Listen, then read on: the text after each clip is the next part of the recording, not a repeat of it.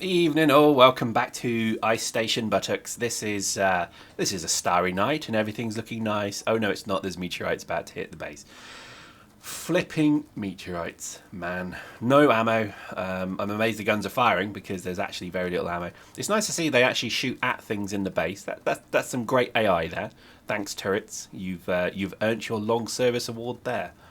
Anyway, there we go. It's Sunday morning, not in the game, in IRL, and I'm feeling absolutely crap because, yeah, colds and flus and things like that are pretty bad. Let me tell you a story, and some of you are going to laugh at that. Thanks, you're making me conscious about telling stories. On BBC, right? So the BBC is like this, British Broadcast Corporation, and in the UK. They have a presenter called Jeremy Vine, who is a bit of a douchebag actually, but I have no feelings positive or negative towards him at all. But it's interesting how stupid and annoying British people are, which is, and we're fair game, so you are allowed to say it now, because this guy is a radio disc jockey. And he said on his radio programme, "Oh, good morning everybody, sorry I'm not very well at the moment, I've got man flu." Now, have you heard that term, man flu? Basically what it means is I've got a version of a cold. So that's all it is. It's a cold, but because I'm a man, it's 10 times worse because men are not very good at being sick. I mean, we're not, are we? Let's be honest. There's the thing about women is that they have the ability to tolerate sickness and pain quite a bit more than we do. And it's probably something to do with the fact that they push tiny humans out of them, but I don't know, probably, maybe not. All I know is that when Trouble is sick, it's barely noticeable. But when I'm sick, she turns up at my house and she finds me like buried under 20 duvets. All she sees is literally a pair of eyes poking out, and all she hears from under the duvets muffled is, "I'm not very well." And then basically she just turns around and buggers off because she doesn't want anything to do with me when I'm ill, because I am a nightmare when I'm ill. So I'm told. So this is, there you go. These are the fun facts. So this guy, Jeremy Vine, said on his national radio programme that he had man flu because it's just a popular term that's entered the thought process of people, and people just accept it. It just means I've got a cold, but it's not actually that bad, but because I'm a man, I'm making it a lot worse. There you go. That's the context of this whole thing. And he got so many complaints from probably women saying that it was sexist. One said it was racist, which I couldn't quite work that one out, but it was sexist and that he should know better and blah blah blue, and basically had to do a formal apology on his show for calling it man flu. Now, guys, come on, seriously, are we gonna put up with that? Well, actually, the answer is yes, we are, because that's just stupid, and no one cares if it's called man flu or not. So there we go. So I have an advanced form of man flu, which, as far as I understand, means that I need to eat waffles every 4 hours or problems persist. So this is not good. It's funny, they say feed a cold, don't they? So I've used that as a hell of an excuse to probably gain a stone. So I've literally been eating any food I can get that I usually would deny myself. I'm just like, well, I've got a cold, I'm feeding it. And so far it's working quite well, I must admit. So there we go. My mum rang me just to make sure that I was well, because that's what parents do, and she told me that I need to what was it? I need to keep myself warm, and I need to stop playing these silly computer games, and I need to go out more and find a nice girl. So he was like, "Thanks, mum. Thanks, mum. Yes, okay, thanks, mum." Do you have those calls? Do you know what I'm on about? Maybe you live with your parents. Do you still have that? Do they come into your bedroom in the morning and say, "What are you doing today?" That's what I used to get. I used to get that all the time. Even when I was working in like the world's biggest bank and I was travelling every day to Canary Wharf, guaranteed in the morning, my mum would put her head around the door before she goes off to work to say, "What are you doing today? What time are you getting up? Hope you're not lying there all day." And it's like, "Mum, I work for the biggest bank in the world. Leave me alone. Go away. Bugger off." So I always remember that. I tell you what, parents, they never change, do they? It's funny, really, because I think they probably never acknowledge that you grow up. So I think that's the problem. I've got family around the world who, every time I meet them, it's almost as if they're wanting to offer me conkers and sweets. And it's like, you know, but I'm in my 30s now. What on earth would I? But I'd take them because obviously conkers and sweets. I mean, come on, you know, who wouldn't take conkers and sweets? But so that's kind of, yeah, that seems to be the way it is. And I think, particularly at the moment when you're not very well, the last thing you want. And here you go.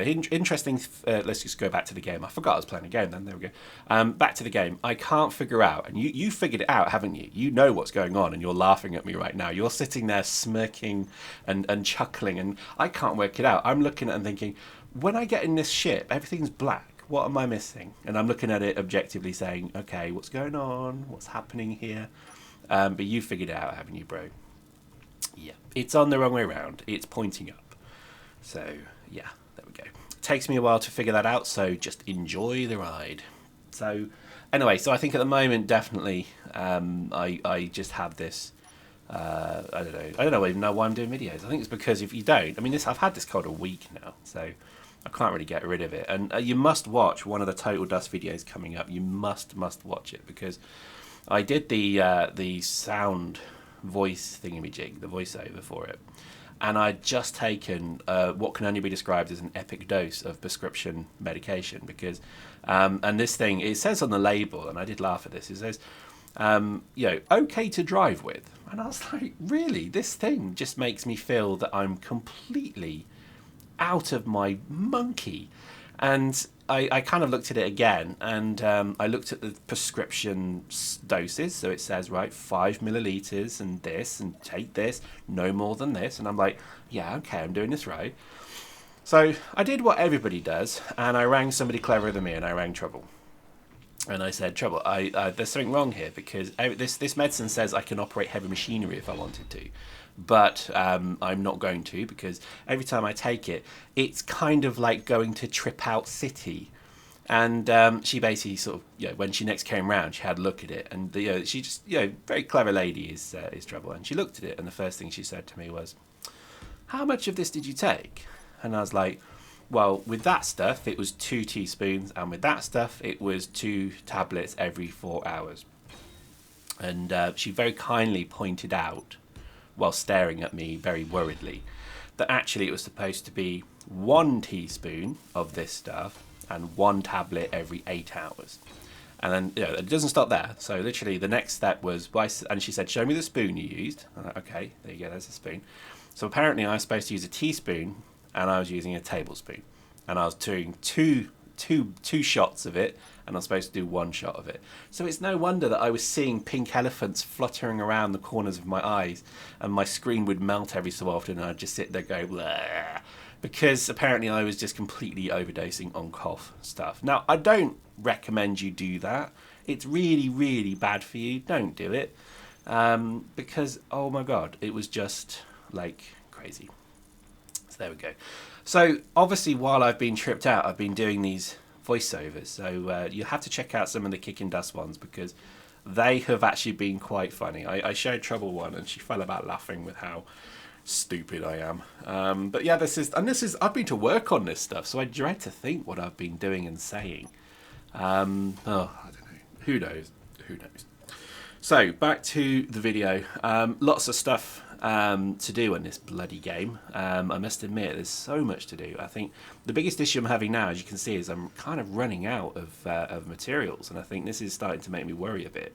I think just generally, I need to go back to the SquadB flagship and just pick up whatever was there. In fact, I think that's going to be a must. Post in the comments, how are you guys getting on with these wheeled vehicles? Because they don't feel bad. You'll see in a minute I actually start driving the bloody thing, but I've got to admit I actually wasn't too disappointed with how they operate. This is obviously a bit of a kind of simple one, but I kind of like it. I don't know. I'm definitely seeing. I mean, because it's funny when wheeled vehicles first came out in Space Engineers, they were abysmal. I don't know if you remember that. They were absolutely shockingly bad. And I think this is quite a nice change, because obviously these are quite good. So, you know, post in the comments, tell me what a good design would be, because I've seen a few kind of snaking trains, like, you know, a proper train, land train style thing. Might be able to do that. I think that might work. I don't know. I think what I want to do is I just want to have like a collection of vehicles that do different things. And I think my problem at the moment is I've been very reliant on that dropship, which, as you've seen in the last video, has been replaced 9-10 times because it just keeps getting jacked up. So you know, I'm keen to make sure that the thing works a bit better than that, and it would be nice to have kind of a range of vehicles. Like, for example, I mean, how would you mine with this? Post in the comments. I have no idea how you'd mine with this. I don't know, is it even possible? I don't know. I really just have no idea. So, you know, I think anything that's possible to be done, please tell me, because it'll take me forever to figure it out. But other than that, I think, you know, it's an exciting time to learn these things. So as you can see here, you know, it generally seems to be working. And I'm just realizing there's no lights on it, so let's put some lights on it. But I think generally this game is just amazing. I do honestly think if you're not playing this game and you have a PC and you're not playing this game, you're missing out. It won, you know, it's an indie game of the year, I think twice now. I could be wrong, but it's won it at least once this year. And I would just recommend it. It's just one of those games that I just think you're probably going to have a hell of fun with. It's just Lego. It's basically a version of Lego. But it's Lego that isn't, you know, kind of gonna, you know, you're not going to step on it in the morning and hurt yourself because it's been left there waiting for you.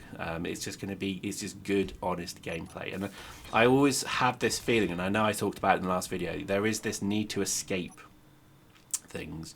And you know, life is a bit of a shit fest at times. Excuse my French, but you know, just having the ability to escape and you know, just have a bit of your own time is important. So I would recommend having a game like this. So there we go. We've got to figure out the steering. It's a bit of a crapshoot. Let's see which wheels that affects. Okay, we've got one front and one back. I think, yeah, there we go.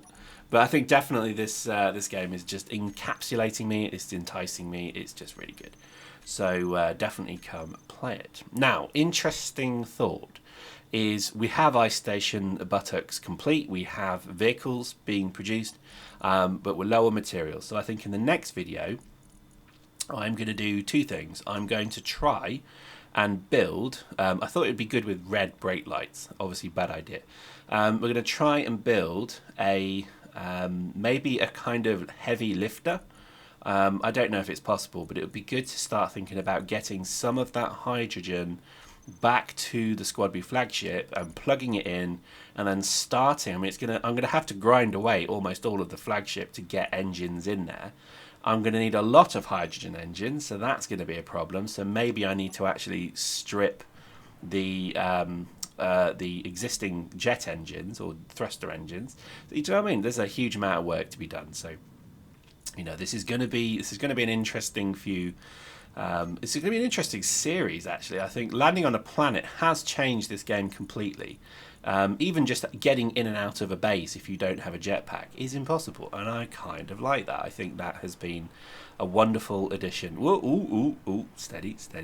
But as you can see, you know, the vehicles work. They're pretty good, and they are pretty responsive, and obviously they stop as well. So very, very, very enjoying this, and I think next step we're going to have to think about how we move forward. I still want to have the SquadB flagship that crashed as a mobile trundling base, but also with hydrogen engines to take off. So that is the plan. Hope you enjoyed that. Please join us next time.